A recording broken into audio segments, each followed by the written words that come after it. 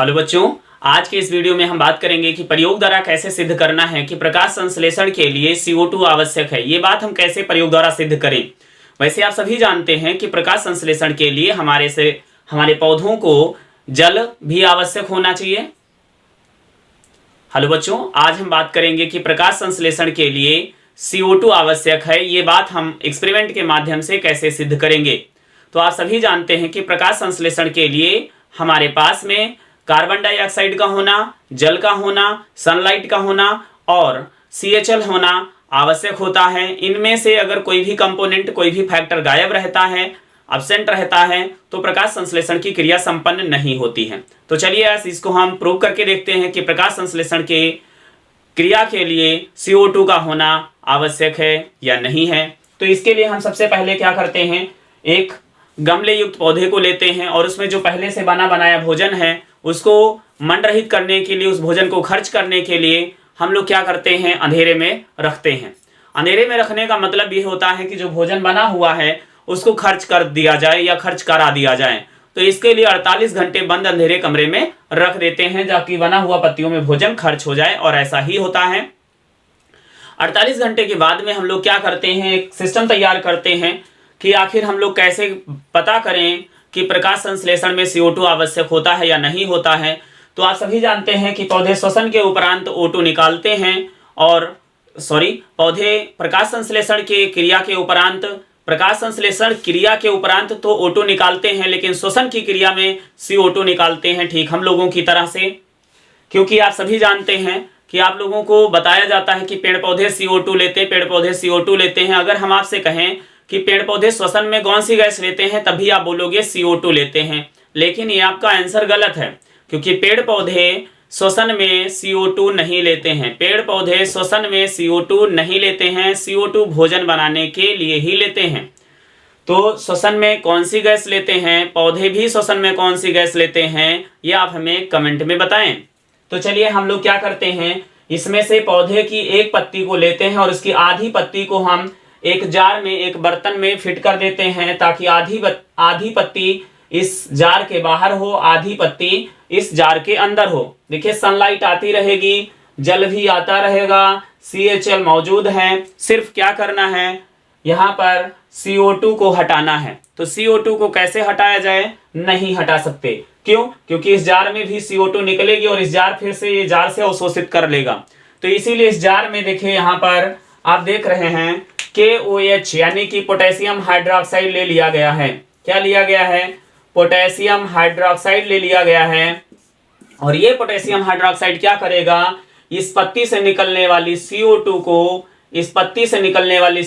को ये अपने अंदर समावेशित करा लेगा, अपने अंदर रोक लेगा, यानी कि दोबारा पत्ती के पास जाने नहीं देगा, जिससे पत्ती में प्रकाश संश्लेषण की क्रिया संपन्न नहीं होगी।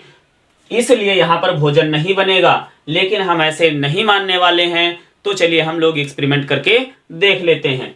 तो यहाँ पर कुछ घंटे इस व्यवस्था को करने के बाद में, कुछ घंटे के लिए हम लोग धूप में इस सिस्टम को पूरा रख देते हैं, और कुछ घंटे धूप में रखने के बाद में इस पत्ती को हम लोग तोड़ लेते हैं। तोड़ने के बाद में जैसे हमारा पहला स्टेप होता है, इसको हम लोग क्या करते हैं, नॉर्मल वाटर में बॉयल करते हैं। क्या करते हैं, नॉर्मल वाटर में हम लोग बॉयल करते हैं। उसके बाद में दूसरे नंबर की बात करें तो हम लोग इसको एल्कोहल में बॉयल करते हैं। एल्कोहल में बॉयल करते हैं। एल्कोहल में बॉयल करने के बाद में हम लोग क्या करेंगे, इस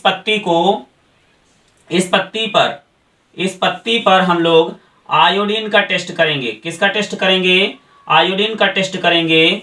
और हम देखेंगे कि जो ये पत्ती बनी हुई है, जो यहाँ पर आपको पत्ती दिख रही है, इसमें ये वाला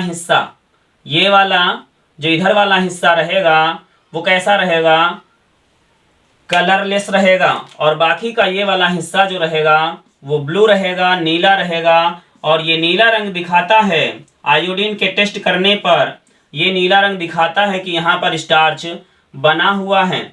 और ये जो ब्लू पार्ट है,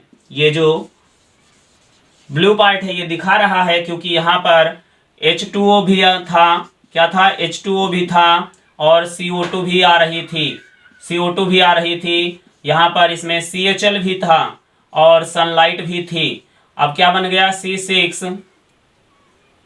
C6H12O6 plus 6O2 plus 6H2O बन गया। यहां पर इस प्रकार से ये प्रकाश संश्लेषण की प्रक्रिया यहां पर वैलेंसी कर सकते हैं। यहाँ पे 6 होगा, यहाँ पे 12 होगा।